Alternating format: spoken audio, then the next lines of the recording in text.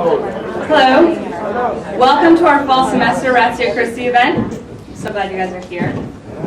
Great looking crowd. Woohoo!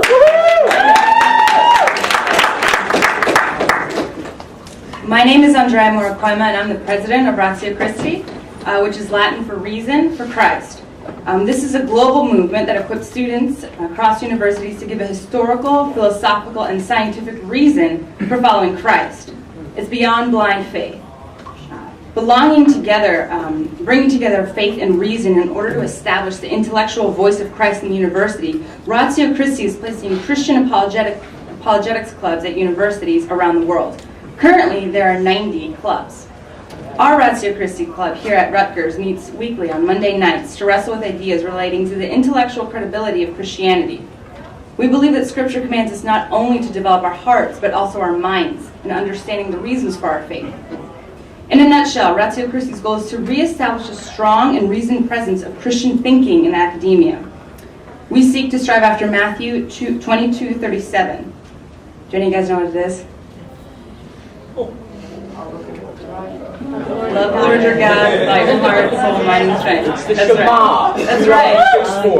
I know you guys know it. You're just shy. We're very pleased to be hosting this debate tonight with David Wood and Farhan Qureshi. The problem of evil and suffering is a serious objection to the existence of God. It is primarily posed as a threat to Christianity, but every worldview must give an account of evil that is currently within our system. Prepare yourself to think critically and deeply about this complex topic. It is an honor for me to introduce David Wood.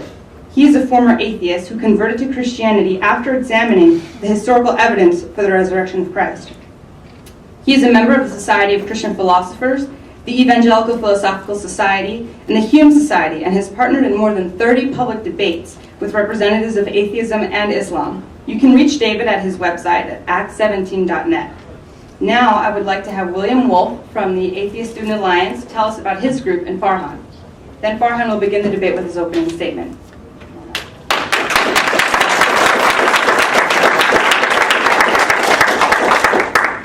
Good evening, everybody.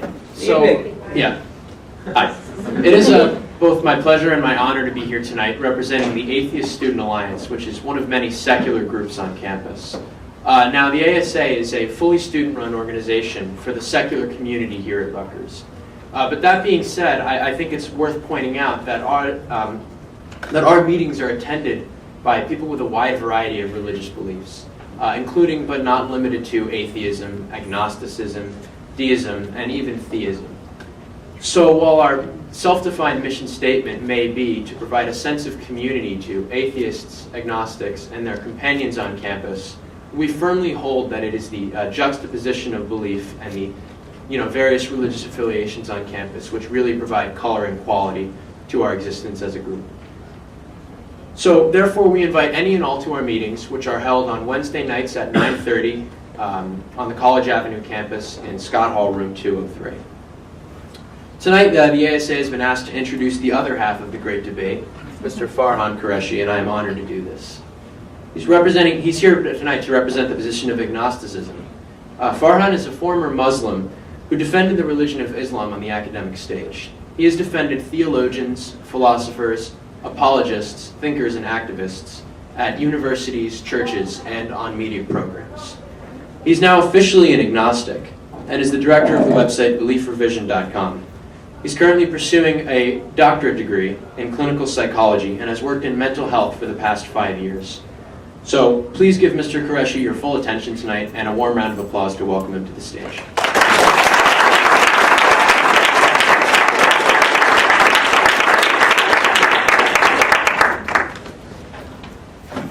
Thank you to ASA, to Rutgers University, and to Ratio Christi for hosting this debate. Thank you for David Wood for joining me on this panel to discuss a very vital subject, at least especially coming from my background working in mental health, and having to see human suffering almost every day, having to see people struggle with mental disorders such as schizophrenia and bipolar disorder and neglect and trauma, and seeing them struggle so hard but yet regress constantly back to the same behaviors that they came in with.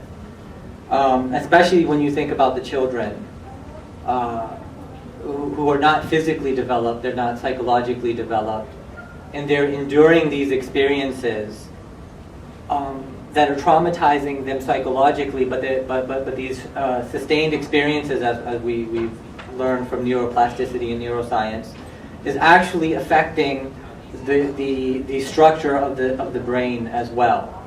And so when the structure of the brain is wired a certain way, these experiences completely alter the individual's behavior and perception of reality from then on. And so having endured so much suffering, self-mutilation, suicidal ideation, the problem of evil was something that hit my heart pretty deeply. And it contributed to my leaving of Orthodox Islam some months ago, perhaps more than a year ago. The problem of evil basically states that if God is omnipotent, meaning all-powerful, and if God is omnibenevolent, meaning all-loving, then why would he allow evil? Or how can evil exist? Now, traditionally, certain philosophers may have tried to say that this is perhaps logically impossible for evil and God to simultaneously exist, but that's not the position that philosophers and thinkers take today.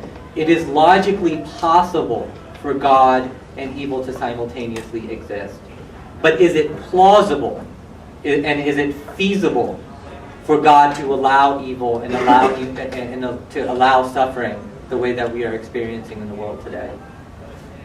And so, before we get into some of those reasons that David can give, I do want to look at the Christian theological perspective on why evil may exist. And we start with the Christian narrative that begins at the fall of Adam and Eve. And it is the doctrine of original sin that signifies our desperate need of a Savior. There are a few things to consider when pondering over the fall of man. The first issue is that the reality of the situation is that an omniscient or all-knowing God must have known prior to creating Adam and Eve that they would sin. God absolutely knew that they would sin, refused to create a situation where they could not sin, instead chose to create man with the capacity to sin, with the capacity for temptation, created the stimuli that tempts us, and on top of that created an entity, or a serpent, or a satanic presence that further guides us to evil or sin. Thereby, God created the precise circumstances for the fall. This means that an omnipotent and omniscient God could have chosen to create otherwise, but did not.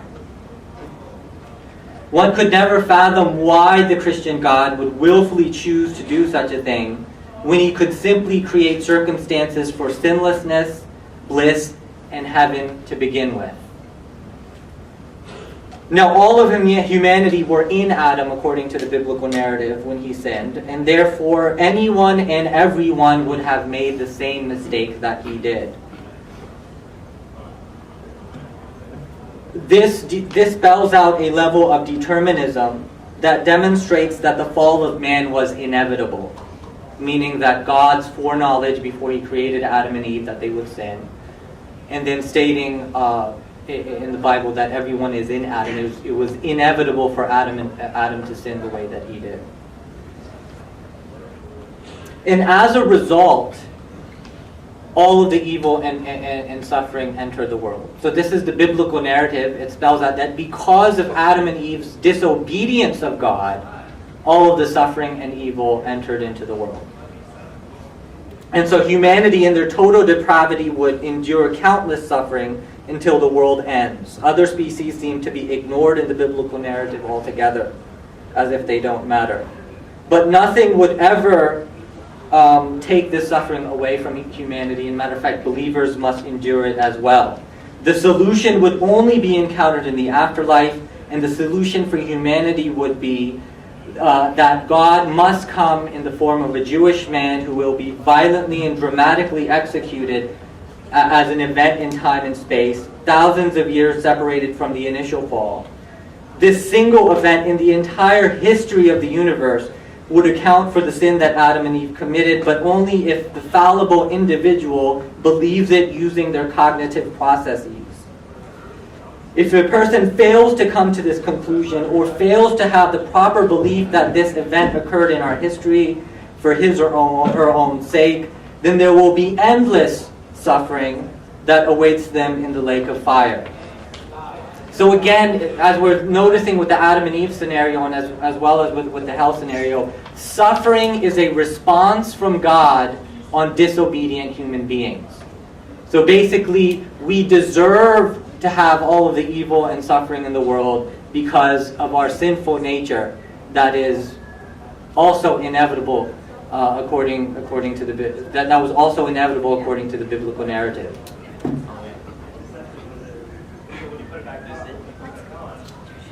So you are guilty of perceiving reality and living life without a conceptual belief in proper doctrine. You have failed God's theological exam.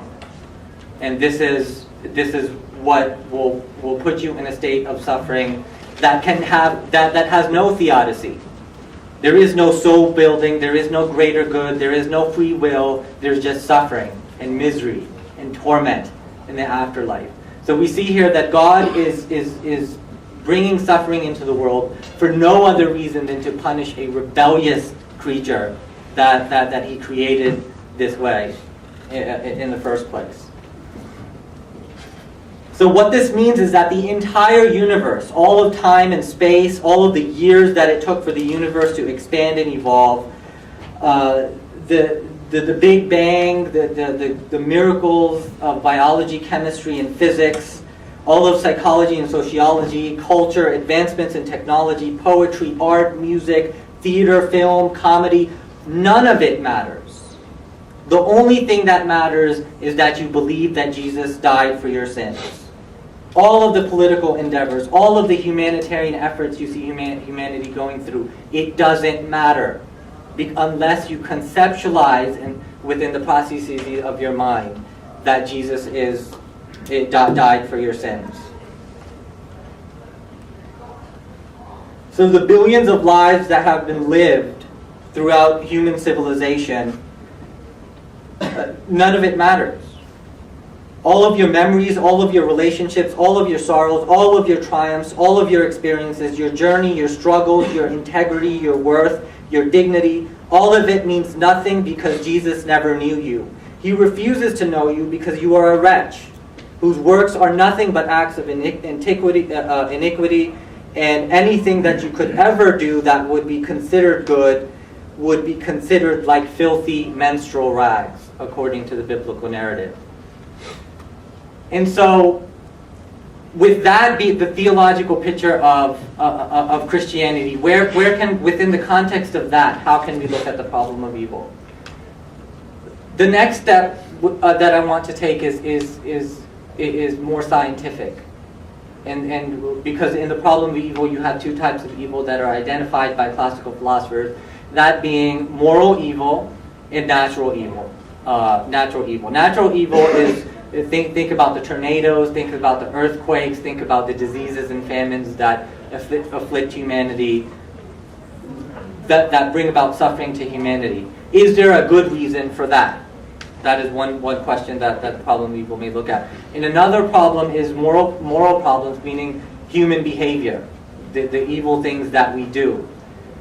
So there's two different types. And my argument would be that natural evil is actually the same thing as moral evil, because when we're talking about human behavior, we have to understand it within the context of psychology, psychiatry, and neuroscience. We have to look at human behavior in this way, and what does this mean? So basically, when you think about the situation of human beings, there is this level of determinism that is quite obvious. None of us had any control or choice over what time period we were born in, whether we were male or female, what genes we would inherit, what time period we would be born in, who our parents would be, what our experiences would be as a child and adolescent when our bodies and brains were not developed, what internal and external stimuli is causing the behavior that we're demonstrating.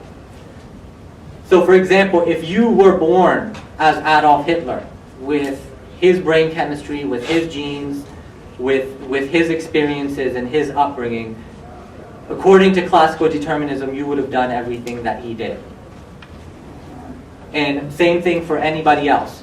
And so, and on top of that, you have to understand that there's this notion of classical and operant conditioning, meaning that the mind can be psychologically conditioned to perceive reality a certain way. So if you were born as a Muslim and you had positive experiences as a Muslim, you become attached to your identity as a Muslim, and therefore if anyone comes to you with challenging your preconceived notions, the defense mechanisms such as denial are going to kick in, and you're going to spontaneously deny whatever evidence the Christian or the atheist is bringing to you. So there's this emotional attachment to our identity, there's this psychological conditioning, this indoctrination, this brainwashing that can absolutely affect what our biases are and what our perception of reality is. And given that scenario, how can anybody in their right state of mind deny the truth? So with the so the next phase that I want to look at is the reality of suffering. Each and every one of us has gone through sickness. Each and every one of us has gone through death of a loved one. Each and everyone has witnessed, at least whether in our own lives or in the lives of others, people go through very difficult and traumatic times. So the question is, what meaning can we derive from these experiences? Is there a greater good? Is there free will in the suffering that we're going through? And I would contend that there is not. For example, a good friend of mine is enduring multiple sclerosis. Patients that I've worked with hear voices that torture them.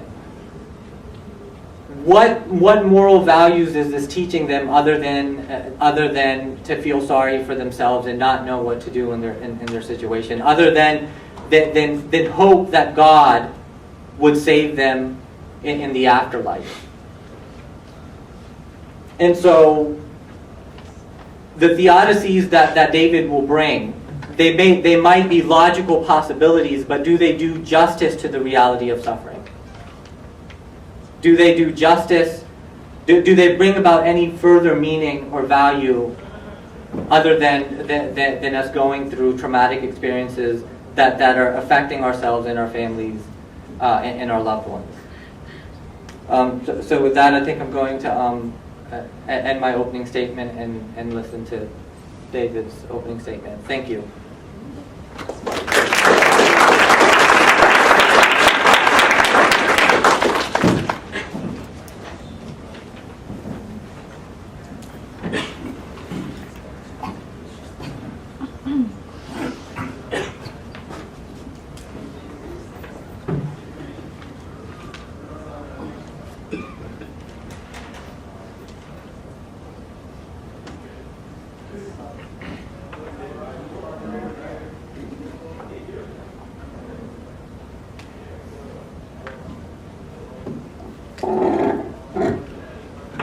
Well, good evening. I'd like to thank Rutgers University for hosting our debate tonight, and Ratio Christi for organizing the event.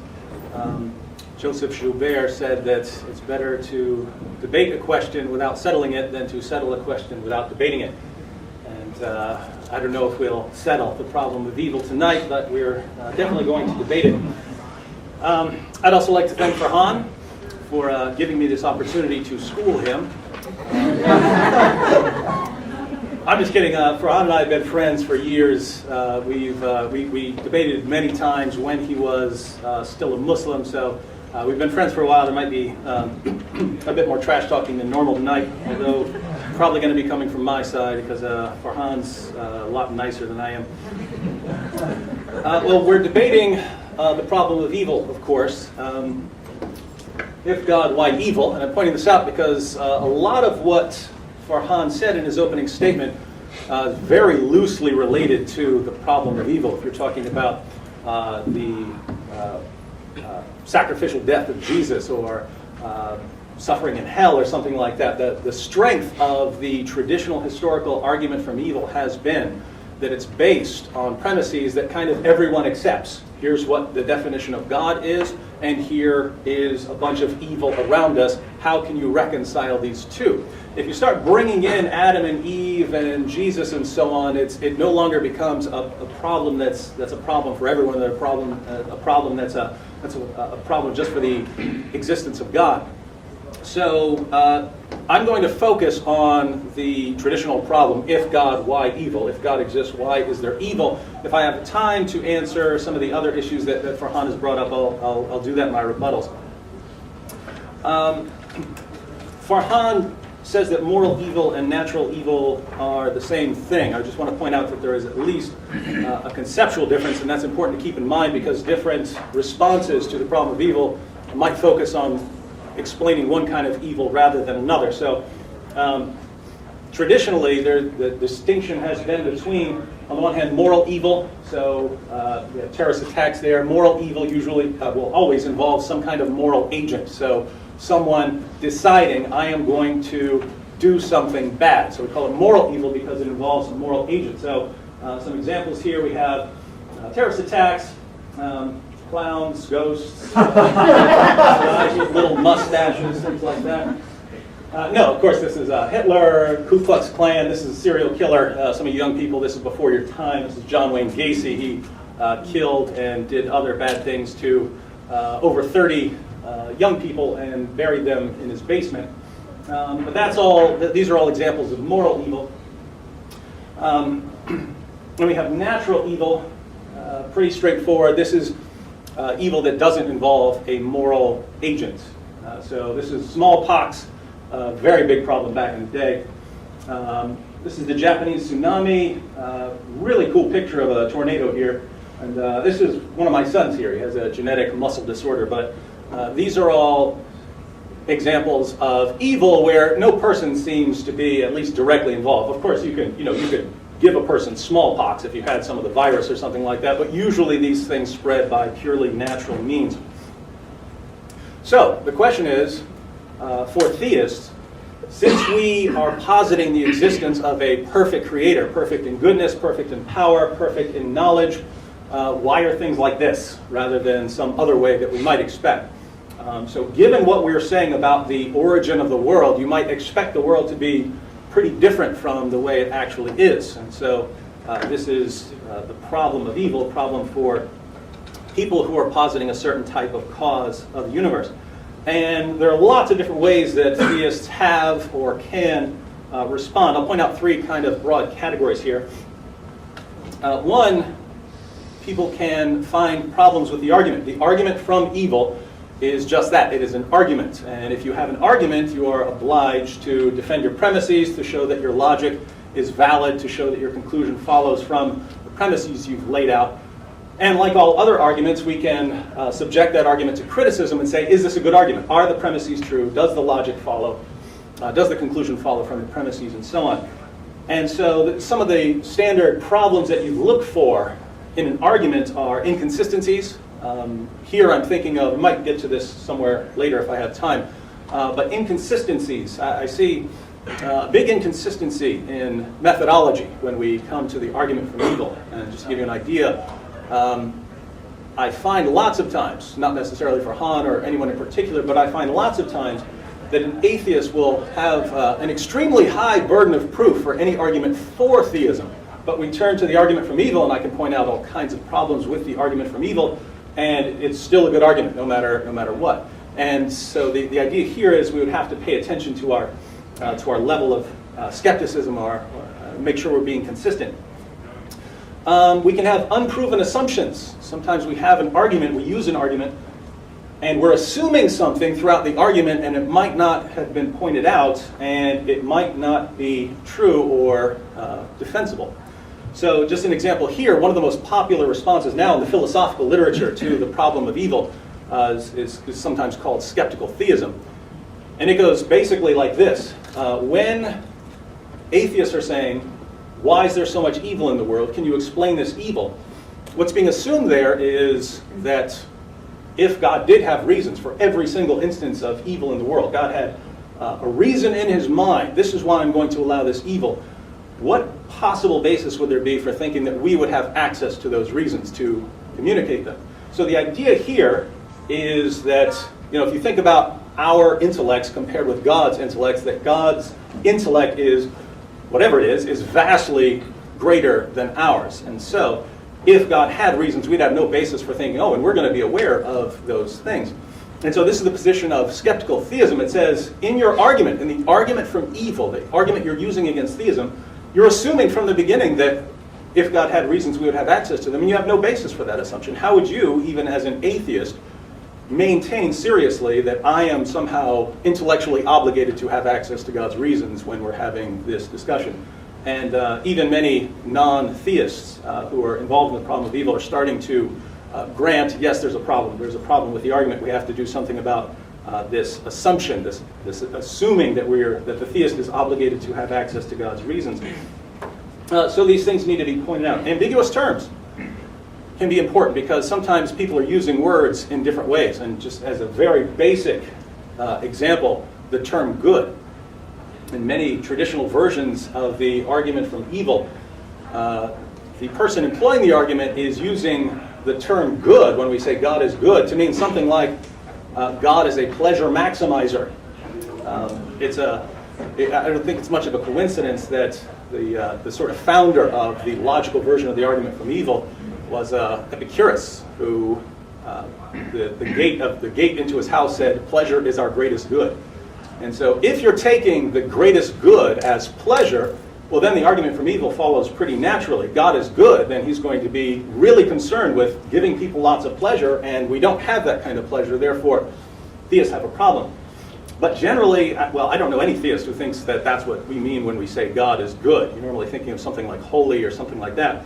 And there are even theists, certain Thomists, followers of Thomas Aquinas, for instance, who say that when we talk about God being good, we don't even mean that God is morally good. They don't believe God is a moral agent at all. They mean something very different by the term good. So it's important to get our definitions clear if we're saying that there's a clear problem here. So in other words, if there are problems with the argument itself, if we can point out problems with the argument itself, the theist, until those problems are kind of dealt with, since this is an atheist argument, this is an argument of the atheist, until those things are kind of cleared up, it's one option for the theist to say, hey, your argument has a problem, so if you're asking me if God exists, why evil, I don't see a problem yet. Until you clarify why there is a problem and show that you're being consistent, show that you're not assuming anything that shouldn't be assumed, and show that you're using your terms clearly. But assuming that the atheist or the skeptic or the agnostic does deal with those issues, then it might fall to the theist to try to explain the evil. And there are various ways we can do this. Your average theist historically would defend the existence of evil theologically because that person is part of a religious tradition. Philosophers would defend it a bit differently, so we'll mention both of those. And finally, since, as Farhan pointed out, this is not, philosophers don't believe that there's a logical contradiction anymore, as Farhan pointed out, that there's a contradiction between the claims God exists and evil exists. It's considered an evidential problem. The evil we see around us, or the amount and extent, or the kinds of evil we see around us, are some kind of evidence against the existence of God. And so evil is evidence against theism. Well, if evil is simply evidence against theism, then it's open. It's one option for the theist to say, okay, it is. It's evidence against me. But now I have greater evidence for my position. And so the theist could say, yes, that is a problem for my view, but I have much greater evidence supporting my view than you have against it. Now, I kind of like the way Sir Arthur Conan Doyle, through Sherlock Holmes, breaks down the problem of evil, because it's kind of how I think, and we're going to get into the idea of explaining the evil here. But this is a part of a story called The Cardboard Box, and it's a story about a husband and a wife, and tragic story ends with the husband in jail for murdering the wife and so on, and they had loved each other deeply, and you see in the story how things broke down and led to a horrible situation. And Sherlock Holmes is sitting there reflecting on the situation. "What is the meaning of it, Watson?" said Holmes solemnly as he laid down the paper. "What object is served by this circle of misery and violence and fear? It must tend to some end, or else our universe is ruled by chance, which is unthinkable. But what end? There is the great standing perennial problem to which human reason is as far an answer as ever." Now, the reason I like why he sets it up like this is he says, look at all this suffering. What's the reason for all this suffering? There has to be some reason for all this suffering, because otherwise the universe is ruled by chance, and that's unthinkable. Therefore, there must be a reason, whether I'm aware of it or not. And the reason I like that is Sherlock Holmes is famous for reasoning. It's called reasoning from the impossibility of the contrary. It says, once you eliminate the impossible, whatever is left must be the truth. And here, Holmes takes it as unthinkable that the universe is ruled by chance, and so there must be a reason for it. And well, I'll show you why I like that approach. And I'm going to give a kind of analogy here, because if you're a theist, you view the world in a certain way. You view it as a creation of God. And if someone comes along and says, aha, here's this problem, doesn't mean it's all that easy to abandon the entire way you view the world. And so let me give a kind of what I would see as a partial parallel, not a perfect analogy. But this is the Venus de Milo. It was discovered in an underground cavern in the island of Milos nearly 2 centuries ago. And someone immediately recognized this as a sculpture.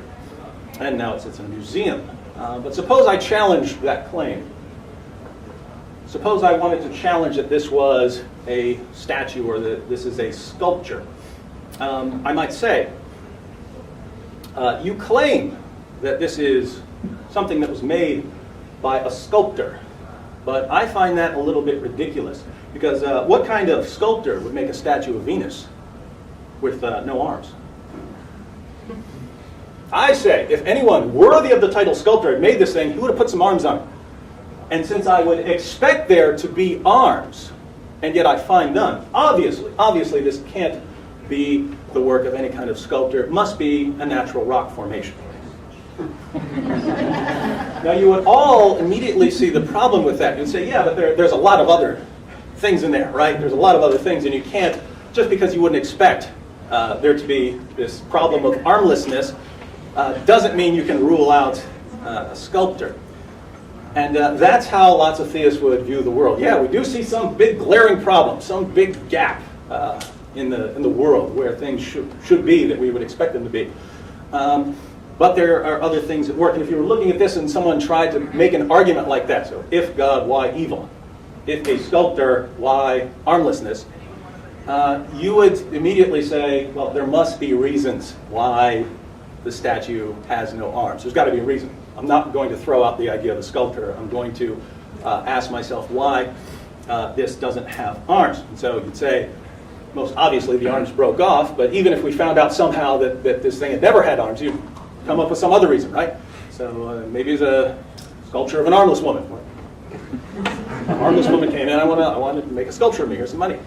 All kinds of reasons. Or sculptor was making the statue, was adding parts to it, and he didn't get around to the arms. He had a heart attack before he got to the arms. Something like that.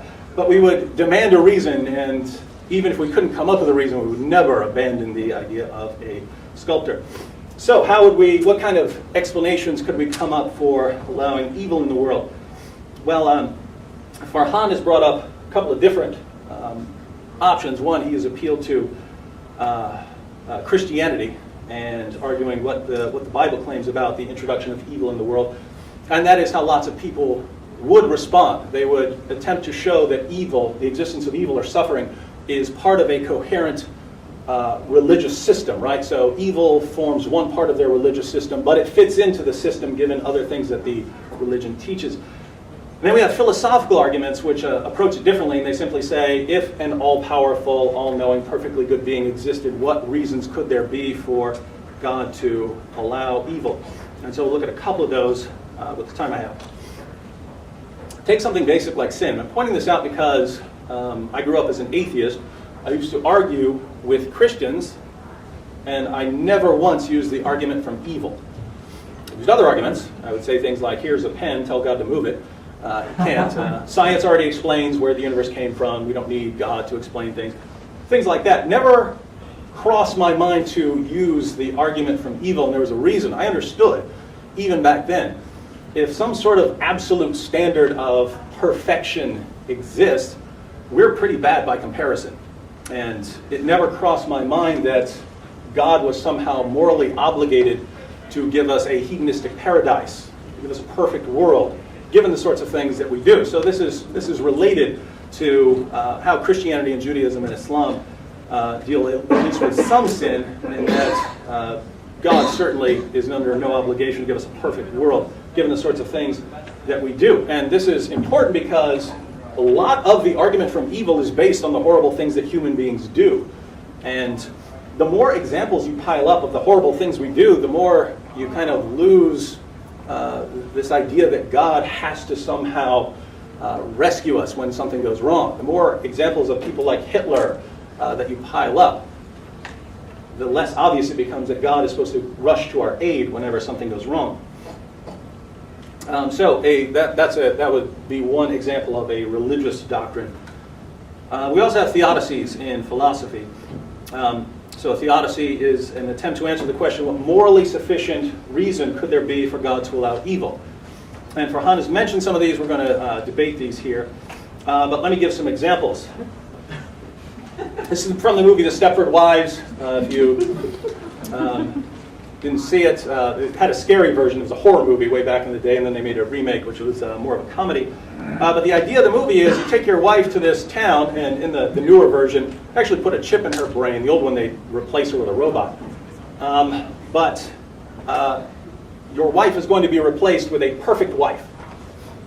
And so the idea is you could program your wife to be the perfect wife, perfect in every way for you. And the question towards the end of the movie is that better than a real wife who isn't going to do everything you want, but is actually making the decisions on her own? And so the idea is one about free will.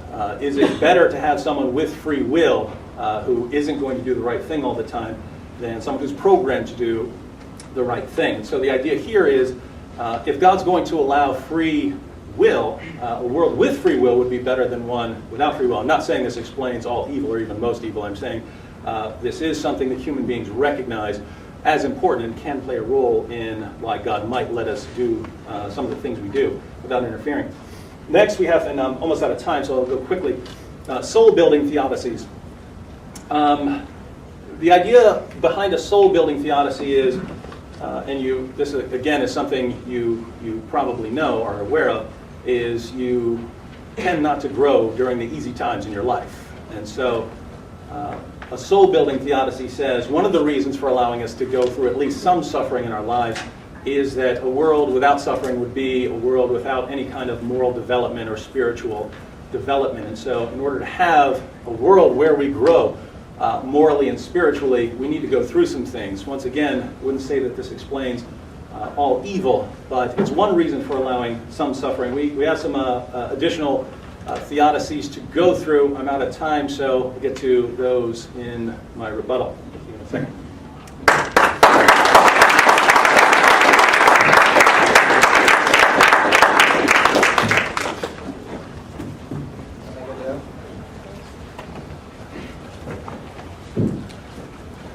Thanks, David, for that opening statement.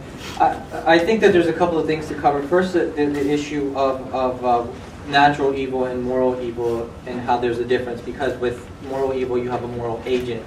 And that also stems a little bit into the free will theodicy that David brought up, was that how much choice does the moral agent have in the matter? Just like we don't have any choice over a natural disaster such as an earthquake or a disease like cancer or something like that. how much choice do we have? And I would say that there's, as a determinist, I would say that free will is illusory. I would say that free will is not, we don't have the choice that we think that we have or that we perceive that we have, because there are a plethora of circumstances that impact the behaviors that we exhibit. Again, all of the things that I've mentioned is that, for example, you don't have any choice over whether you be male or female, what genes you would inherit, what brain chemistry you have at any given moment. So, for example, if I have a Coca-Cola and a Sprite in front of me, at that moment, there's a brain state that might choose one over the other. And that heavily depends on what the brain state is. Whereas the next day I might make the opposite choice. Make the opposite choice. Now, determinism is classically defined as antecedent causal circumstances. So basically, this is the current set of affairs, our meeting, and there's antecedent causal circumstances that brought us here. There had to been a level of interest. There had to been some type of advertisement that we came across. So there are antecedent circumstances that bring us all to the current set of affairs.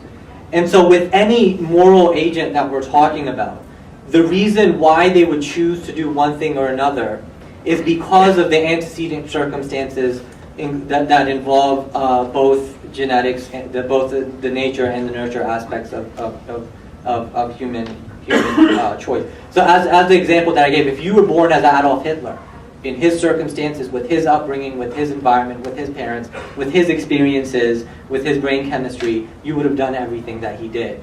If you were born in the 1930s in Nazi Germany, if you were born in the 1860s in Confederate America, you would have been conditioned according to that environment. And your perception of reality would be heavily shaped throughout the human lifespan development. And so my argument would be that the moral agent is acting on impulses that are out of his control every bit as an earthquake is out of his control. So when you look at a killer and he kills somebody, it's not an isolated situation of that man killing that person. That person had to have gone through a lifespan that got him to that point of killing or raping or doing whatever the unfortunate crime that he did. It's never an isolated situation. There's a plethora of psychological disturbance there. Now, the main thing that I heard from David is that the theist is not obligated to know why God would cause evil. But that still doesn't take away the problem that there is human suffering.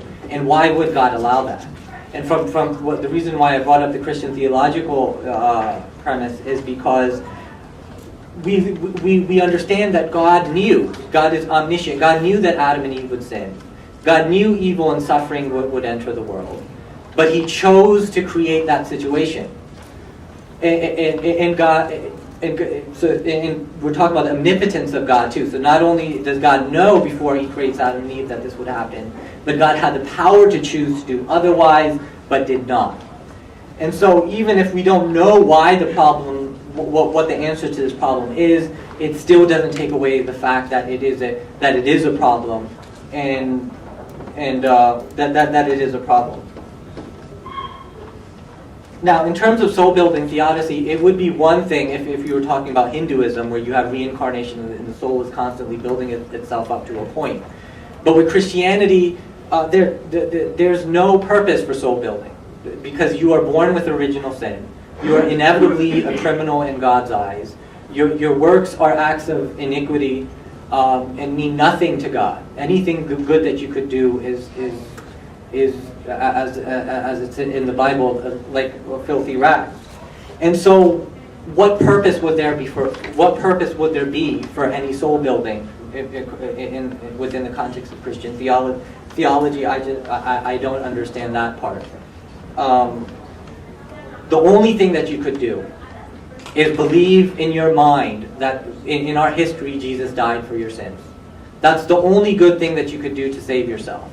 Other than that, anything that you might do, any intellectual pursuits that you might have, any humanitarian efforts you might pursue, irrelevant. Because you failed to conceptualize within the processes of your mind that God must have incarnated himself as a Jewish man who must be violently executed 2,000 years ago in the Middle East. So those are the two primary arguments that I saw from David. Is A, we don't know why God allows evil. We just don't know. But that doesn't take away that the reality of the situation, that it is a problem, and that suffering is real, and it's experiential. This is more than just a philosophical debate.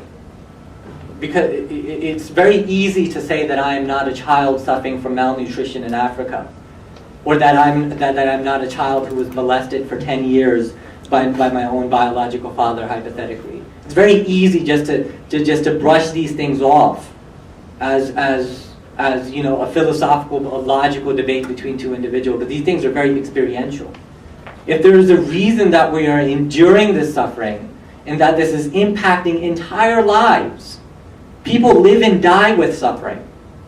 And it's so easy for us to sit here in America and just brush these things off because we're not encountering them in our own personal lives. We could have easily been born as somebody who's experiencing countless suffering.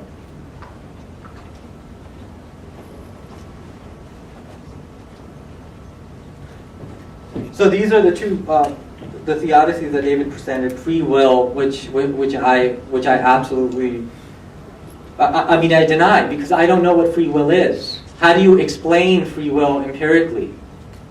Or what is the definition of free will given the clear depiction of determinism and the psychological evidence that we have in terms of human behavior? I still have yet to, in exploring the issue of free will and determinism, I've yet to have a concrete definition of what free will is. If you say it's the ability to choose, then we have to again understand that the choices that we have are limited. The choices that we have are determined, meaning that they are choices outside of our control. And that there is a plethora of conditioning there, and that there's this unconscious mind that absorbs all of our experiences. And so the conscious experience that we're having has a plethora of unconscious phenomenon that is affecting it. So what this means is, if you go through life as a child and as an adolescent and endure a particular type of conditioning, then your conscious experience will reflect that without you consciously realizing what it is that's influencing your behavior at that moment. And so all of the evidence stacks up against free will. We don't have any choice over the suffering that we must endure. The suffering, in many circumstances, is intense. Why must this happen? I mean, these are the questions of the problem of evil, and I guess I'll be hearing from David in his rebuttal more in terms of determinism and trying to see natural evil and moral evil as the same thing.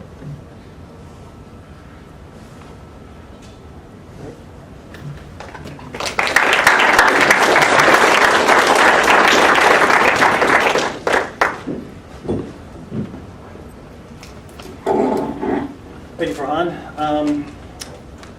I began by pointing out that the strength of the argument from evil, the reason that it tends to do better, the reason that it's been more successful than other arguments against the existence of God, is that it rests on premises that seem pretty obvious, right?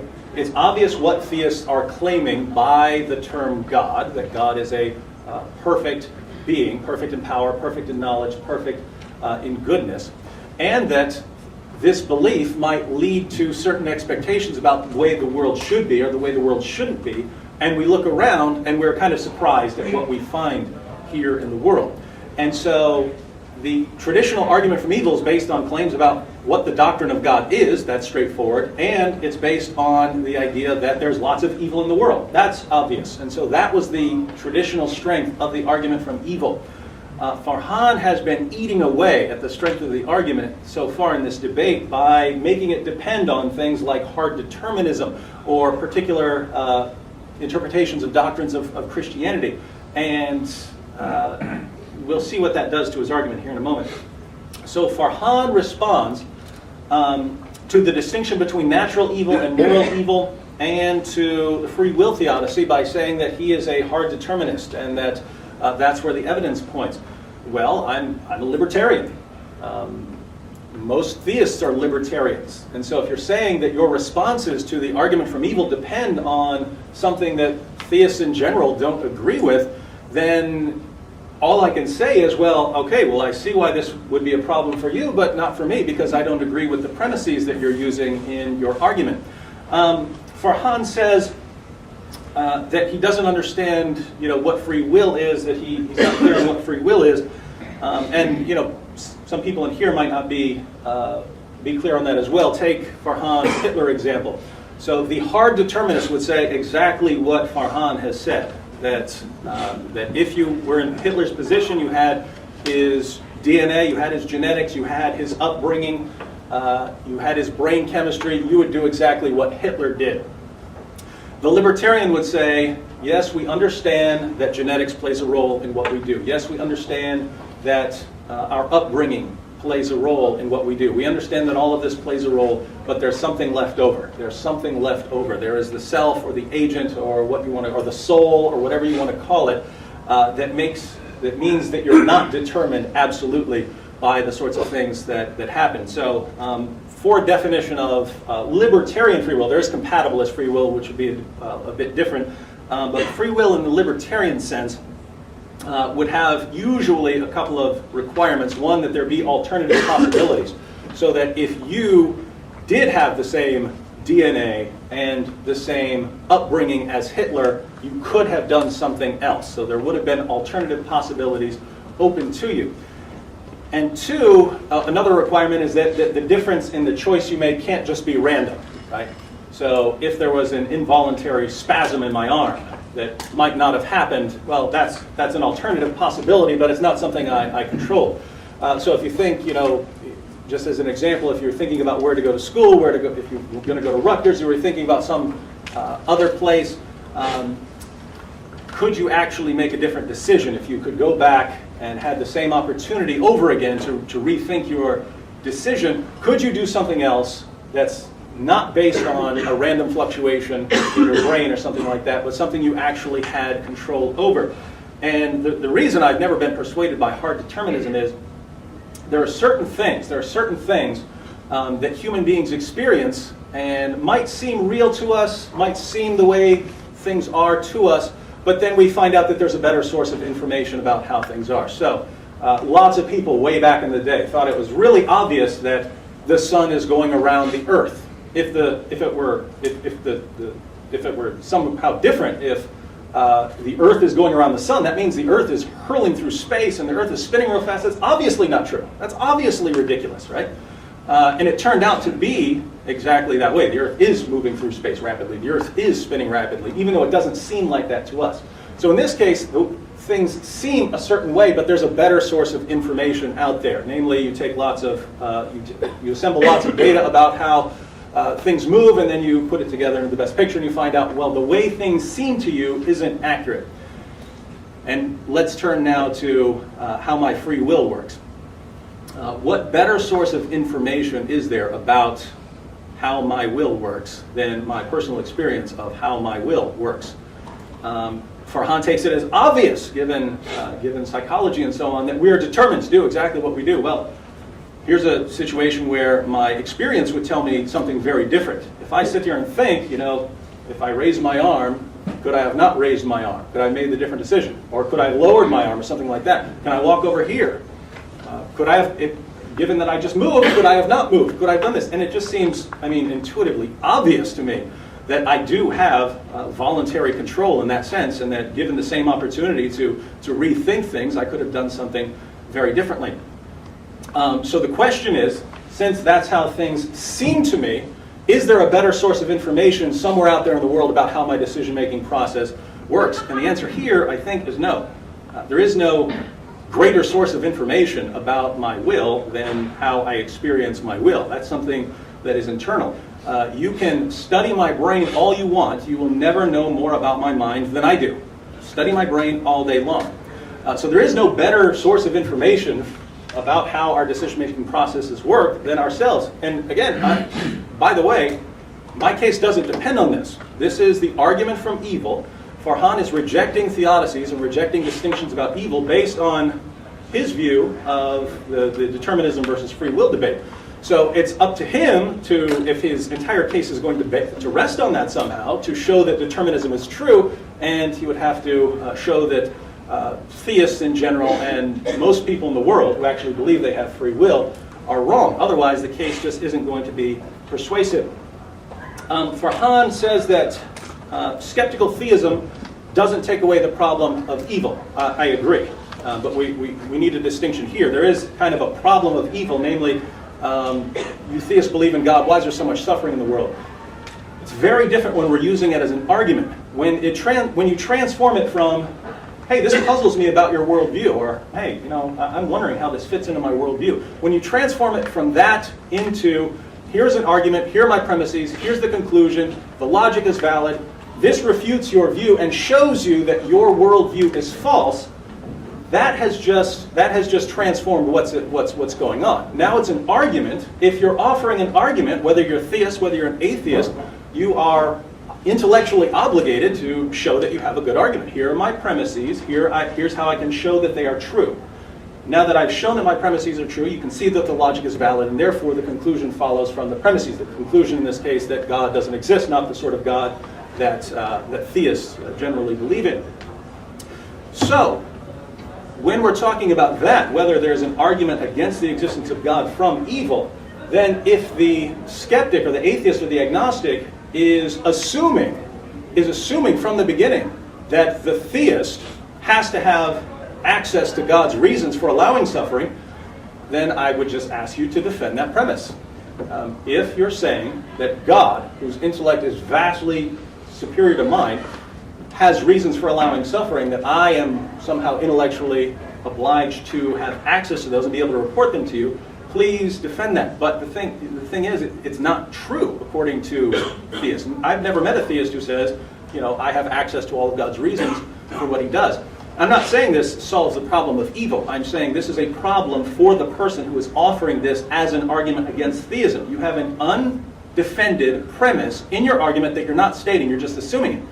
And you would never let me get away with that if I were offering an argument for the existence of God. If I were assuming something from the beginning that helps my case, and you would obviously say, hey, you just assumed this from the beginning, you need to defend that. And that's all I'm saying. And the bottom line is there is no defense of it. There is no defense of the claim that human beings would have access to God's reason. And really, if anyone's having trouble understanding this makes perfect sense. I showed you a picture of my disabled son. When he's a baby, we had to do some bad things, some painful things, shots, operations, and so on, just to keep him alive. Imagine if he could formulate an argument in his head. Wow, these are my parents right here. They act like they love me, but look at all the stuff they're doing to me. Look at all the stuff they're putting me through. This is horrible. He doesn't have access to why we're doing this. He has no concept of our reasons for what we do. And so, if he formulated an argument based on what we're doing to him, he would end up with a very false conclusion. Why?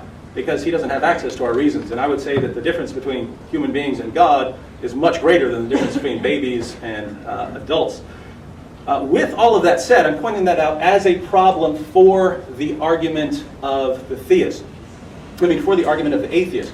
What I would say is, at best, given this faulty assumption, at best, you could request of the theist, hey, can you give me some general ideas of why God might allow some of these things? And here, I think theists can. I would take it for granted that God is not obligated to give us a perfect world, given the sorts of things that we do. So what about some of the other reasons? Well, I think most people know from experience that we don't tend to grow when things are going very well for us, and that therefore at least some suffering in the world is necessary for the development of virtues like courage and compassion and so on. In fact, you can't have courage or compassion if you don't have something going wrong in the world. Now, Farhan says that according to Christianity, so this would be a particular objection to Christianity, there's no purpose for the soul building. And here I just have no clue what he means. Some things are good in themselves. When the poor woman tosses a couple of coins that were basically worthless into the offering, and other people are going by tossing in large, rich people are walking by tossing in large bags of money, well, who kicked in more money? The rich people. And yet Jesus said the poor woman who had basically nothing and chipped in basically nothing did something far greater.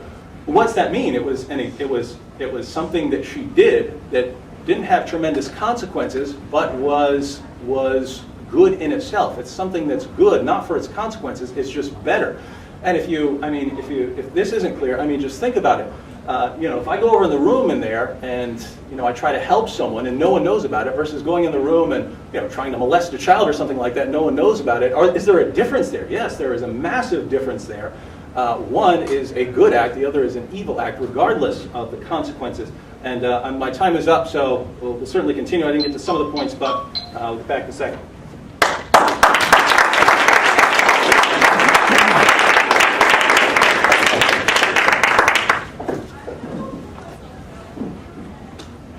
Thank you, David. I'm gonna kind of go backwards because David talked about that there's a difference between a moral act and an immoral act. But as far as I understand the Christian theological narrative, is that there isn't a difference. Remember that anything good that you could possibly do, he's talking about greater goods, he's talking about good that we do see in the world, it isn't good to God. It's an act of iniquity. It's as if it is filthy rags. It's irrelevant to God. And so from the Christian theological perspective, the soul-building theodicy, it fails. And in a matter of fact, according to Christian narrative, again, we know why evil entered the world. That we do have access to God's reason that it entered the world. And the reason is because Adam and Eve disobeyed God. Hence all sin and all evil entered the world. This is an act of retribution against humanity who is sinful. And my problem with that is, again, aside from the philosophical issue of determinism, this is theological determinism here, is that, again, Adam and Eve, God could have chosen to create otherwise, but did not. He could have chosen to create simply a heavenly paradise without the ability to sin, without any suffering, without any misery, without any evil. But God did not. God specifically chose to create a world where evil and suffering occurs. And so there is no soul to be built because inevitably we are evil. We are sinful. And the only thing that we can do for ourselves is believe that 2,000 years ago that God incarnated himself as a Jewish man and violently and dramatically was killed. That's the best we can do against the scenario that we're dealing with from a Christian theological perspective. Now, in terms of the free will determinism issue, he said that it's intuitively obvious that I can do this or do that. And that is how it is perceived. But the scientific data, which can be provided in terms of psychology and neuroscience, says otherwise. Again, when we talk about determinism, we're simply talking about antecedent causal circumstances. These antecedent causal circumstances include genetics, include brain chemistry, include intelligence. Our IQ is not in our control. We have no control at all over how intelligent our biological organism is. We have no choice over the environment we are born in that would condition us and bring us up and give us the experiences that we're having. The internal and external stimuli that we are responding to are completely out of our control. So David says that there's something else left over. But again, you have the plethora of causal circumstances that are guiding our behavior and the way that we function in the world and the way that we perceive reality. And on top of that, we have Satan that's misguiding us to do evil. It would seem as if all odds are against us. So what else is left over? And again, the scientific evidence, both in terms, it's not an issue of just studying brain chemistry. It's an issue of studying human behavior as well. Everybody knows the classical conditioning from Psychology 101, Pavlov demonstrated with the dog that the dog would salivate upon the ring of the bell instead of the food. The dog was conditioned that way. And so are human beings conditioned in a plethora of ways. Again, if you were born in a Christian home and become attached to your identity, you find consolatory reasons for existence in your Christian faith. You become attached to that emotionally. Or if you're a Muslim and you become attached to that emotionally, that is going to formulate your biases and how you perceive reality the way that you do. And so again, I would contend that nobody in their right state of mind would reject truth knowingly. I've studied Christianity to an extent, and I do not want to go to hell. Honestly, that's not somewhere I want to go, where there's eternal suffering. And again, bringing up the hell issue is that there's suffering inside of hell too. There is no soul building in hell. There is no free will in hell. Suffering is an act of retribution and punishment from God. There is no other reason for evil in the world according to the biblical narrative. If there is, I would like to know what it is.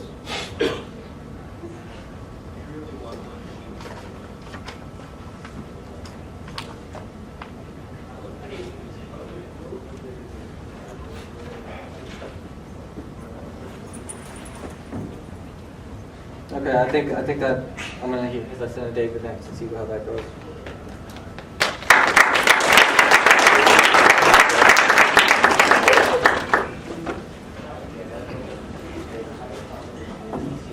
All right, Farhan continues to say that according to Christianity, our acts don't matter because our righteousness is as filthy rags. That's what the Bible says.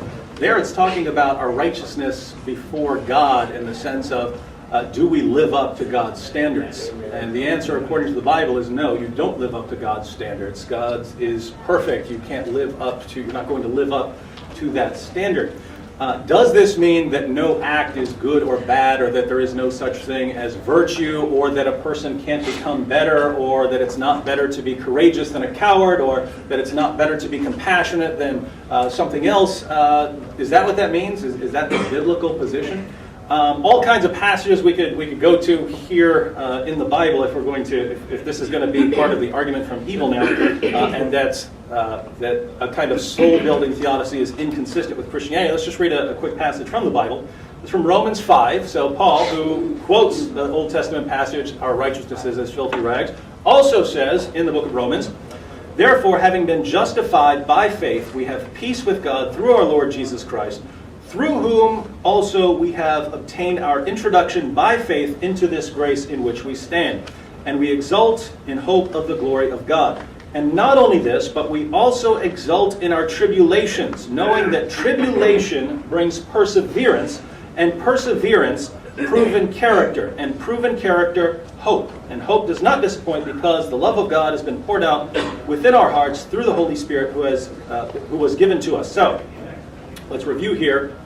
We exult in our tribulations. Why? Because tribulation brings about perseverance, and perseverance, proven character. The sufferings we go through lead to a better character. What is that? That's a soul-building theodicy in the Bible that Farhan says soul-building theodicies are inconsistent with.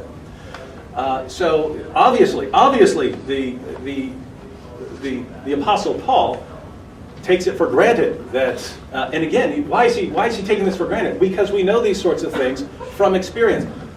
I want to say I am sympathetic to people saying, hey, that doesn't solve the problem of evil, right? Because there are other examples we can look at. You know, I look at my children who might die in their first couple years. Most children who have the disease that my children have do die after several years. So I look at that and how is their soul being built? Right? How are they becoming better people, more virtuous people? So I'm very sympathetic to the claim this doesn't solve all evil. Never claimed it did. Free will theodicies, saying that a world where we have free will, even though we might go wrong, is better than a world where we never have any ability to choose. That's something, again, that is obvious to human beings. You know that a real wife is better than some kind of Stepford wife who's been programmed. What's that mean? It means you understand that there are good states of affairs that involve free will. Now here, Farhan raises another objection to this concept by pointing out that human beings use their free will to sin. God knew this and created us anyway. Now, as a general rule, I reject any claim that would demand my non-existence, or the non-existence of all of you, right? What is Farhan saying? God knew we were going to do wrong things, therefore he shouldn't have created us. Therefore he should have done something else. A claim calling for our non-existence. The world would have been better if we had never been created. I reject that in itself. But let me give you another example, since I've been talking about children since it came up. I have a couple of healthy children, a couple of children with a genetic muscle disorder. All of my children I knew before I ever had them were going to do bad things. I know that. If you're about to have a kid, hasn't been born yet, I will tell you right now, that kid is going to be a liar. He's probably going to steal something. He's going to do all kinds of bad things. Do we really say, wow, we better stop having children? The world would just be better off if we just stopped having children, didn't have any more kids, because all those future generations of kids are going to do bad things. We can prevent a lot of suffering in this world if we just stop having kids. True. Absolutely true. We could prevent all suffering right now, just nuclear holocaust. Let's just nuke the entire planet. No more suffering, ever. Is that really better? Is that a better kind of world? I don't know. I hear that a lot from atheists and agnostics today. This world would be better if we were never here. God shouldn't have done it. God knew that these things were going to happen and shouldn't have created us. And wow. Here again, if that's what your argument is depending on, your argument just isn't going to be very persuasive to people who see the world differently. So again, the classic traditional version of the argument from evil rests on some very straightforward premises. And if you can combine those premises and show that the conclusion follows, you've got a pretty solid argument there. Problem is when it comes time to actually defend the premises and start filling in the holes and responding to the objections, you start getting into all these weird issues where most people aren't going to agree with you. Most people aren't going to agree that the world would be better if none of us existed.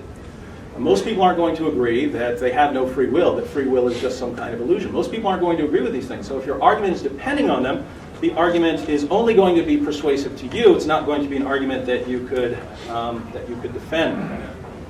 Farhan says that the scientific evidence shows we're determined.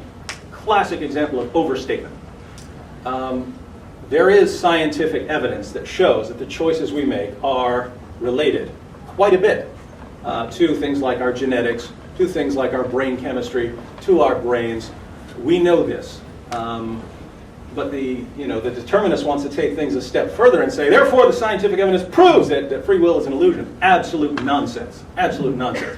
That is a radical claim to say that all my experience, all my life, I can go to Burger King, I can go to McDonald's, or even bigger decisions, it was all an illusion. My mind was made up. The moment I was born into this world, that's the way things were, and I never actually had a real, genuine decision that depended on anything other than the way things were long before I was born. That is a radical claim, and if your argument is depending on that, and your basis for rejecting theodicies or anything else depends on that, then once again, you've got an argument that just isn't going to be persuasive. So where are we? We're asking if God exists, why does evil exist? Given some possible reasons for allowing some suffering, and given the difference between the level of human beings and the level of God, I think that's the best that theists can be expected to do. And we see there are all kinds of reasons for God to allow suffering, and certainly more that we don't have access to or that we don't even talk about tonight. There are dozens of theodicies that have been offered by philosophers. I haven't seen any kind of clear evidence that there is a successful argument from evil, and I'm starting to wonder if there is one.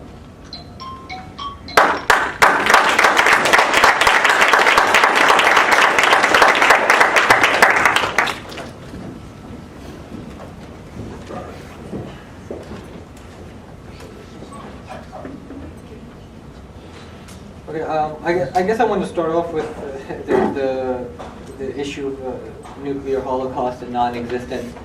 I'm not posing that it would be better for us to not exist, nor am I arguing that it would be better for us to not exist. I'm wondering why there must be evil. Why could not God choose otherwise? Why couldn't He create a world where there was no suffering, where there was no evil, where there would be no capacity to sin? And the fact of the matter is that if God is an omnipotent and omnibenevolent God, you're arguing that God is all-loving and all-powerful, that God could have chosen to do otherwise. God actually wants to choose to do otherwise because He loves each and every one of us.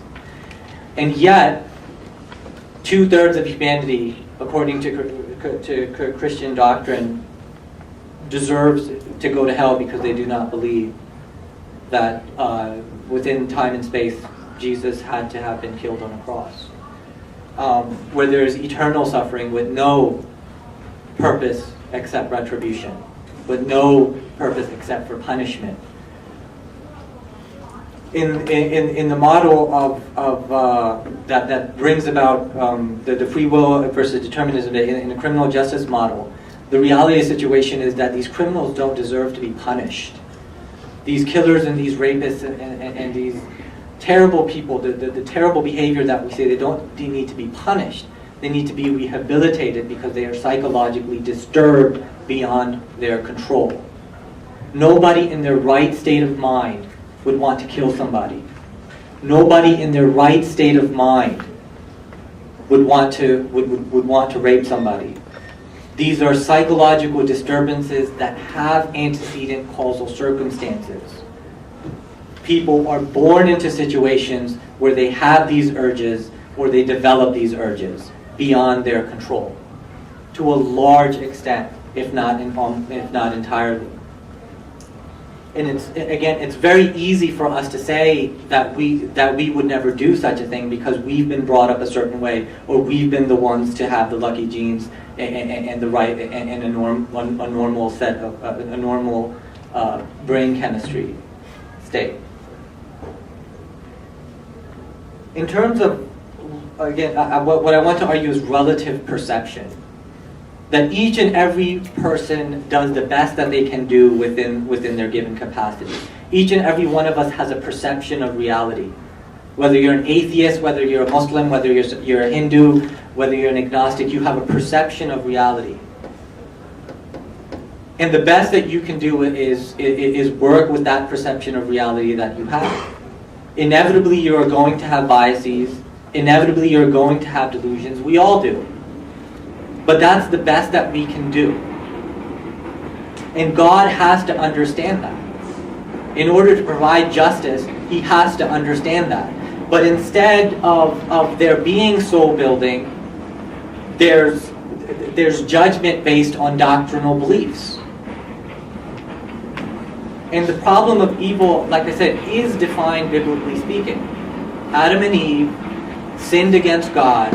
We have this original sin. We naturally are sinners. And therefore the suffering and evil that exists in this world and the suffering that we will endure in the afterlife is a retribution of God against us. There's no other reason in the Bible that I've seen that explains why evil exists, other than Adam and Eve sinned, and we are evil creatures that cannot meet, like David said, do not line up to God's standards. But God created us that way. God created the precise circumstances to make this come about. God could have chosen to do otherwise, but He did not. And so I'm not arguing against our non-existence. I'm not saying that because evil exists, that God does not exist. What I'm saying is that it's not plausible or feasible for there to be an omnipotent, all-powerful God and an omnibenevolent, all-loving God, and for evil to exist the way that it does within a Christian theological framework. Thank you.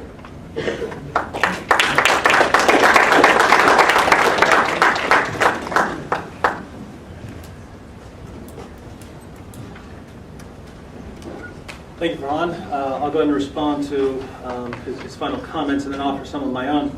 Farhan says he's just wondering why God didn't choose some other world. Is that the argument tonight? I'm wondering why God didn't choose some other kind of world rather than our own. Well, if that's the question at the end of the day, I mean, fine. I wonder why everyone does all kinds of things. We can wonder all day long. The question is there some kind of argument that shows from principles that people generally believe in, or that theists generally believe in, that shows that theism is somehow irrational or implausible? And I certainly haven't seen it. I've never seen it. So, in other words, we can wonder things all day long. I can sit here. I wonder why God. I'm with Farhan. I wonder all the time what God's doing. Right? You go to the Bible. You open up the Book of Psalms all the time. God, why are you doing this? What are you doing here? Why aren't you saving me? Why aren't you punishing my enemies? What's going on here? People wonder all the time. I wonder what my wife's thinking half the time. Why she does the things she does. Why my kids do the things they do. It never occurs to me to say, well, therefore my wife doesn't exist and my kids don't exist because I don't get this. So if at the end of the day it's just a question, I'm sympathetic to the question. I'm sympathetic to asking, hey, I really wonder why God does this rather than that. But that's not an argument against theism. Farhan says criminals don't need to be punished, they need rehabilitation. I've been fighting all night against this claim that there's no distinction between moral evil and natural evil. Now I don't know why. I mean, Farhan did away with all moral evil. Now all I have to explain is the natural evil. So he did away with one entire category of evil by saying that, we're all just determined to do the things we do and we're not really responsible. Okay, granted. I'll grant that for the sake of argument. So the question is, why is there natural evil? And a lot of the responses have already been discussed. Farhan says God could have created us differently so that we don't do the sorts of things that we do. I agree. God could have made a world full of Stepford wives who do everything perfectly. God decided to create a world full of people who sin, who choose to sin, who choose to do wrong, who choose to rebel, and God chose, even beforehand, as Farhan has been pointing out all night long, to redeem them through the work of Jesus Christ. Farhan is free to say, I wonder why God did something like that, but given Farhan's shaky moral foundation on determinism, I don't know how he can say, therefore my moral values are the correct ones and God's are wrong. How do you say that, right? In other words, if you say, here's how God chose to do things, I have a problem with it. Well, I mean, Farhan, if you're determined to have a problem with this or something, I'm wondering how that affects how seriously we can take your claims. Farhan is telling us, hey, he's just been determined to think this way. Well, why should I think that the way you've been determined to think is a correct way to think about God or a correct way to judge God? In other words, if we're just this product of particles in motion and upbringing, why should I trust any conclusions Farhan makes about what's right and wrong? He was determined to think that way. I have no basis for saying, well, I really need to think about what he's saying about morality here and apply it to God. I don't understand the basis. The point here that I've been trying to get across is I don't think theists can sit here and say, here's why God allows that instance of evil. Here's why he allows that instance of evil. And some of the traditional responses that have been given in the world of philosophy, I think they explain some evil, certainly not every instance of evil we find. But guess what? That's my point. That's my point tonight, because I call this the skeptic's dilemma. The skeptic's dilemma. I pointed out that people can be inconsistent in the level of skepticism they're applying to various arguments. We've seen that there are lots of problems with the argument from evil. There are lots of things the atheist or the agnostic or the skeptic just can't defend. Well, the atheist has a choice in being consistent. The atheist can either say, I'm going to let this argument slide anyway. He can do that, right? He can say, even though there are all these problems, I'm going to let the argument slide anyway. Well, if that's the case, if that's your standard, then be consistent. I can think of 50 arguments right now for the existence of God that you're going to have to let slide if you're letting them slide, even though there are problems. The alternative is to say, well, all the arguments for the existence of God that I reject, and I apply this very high level of skepticism, I'm going to reject all of those if I can find any reason for doubting it. then fine, be consistent, apply that same high level of skepticism to the argument from evil, and you're going to have to reject your own argument.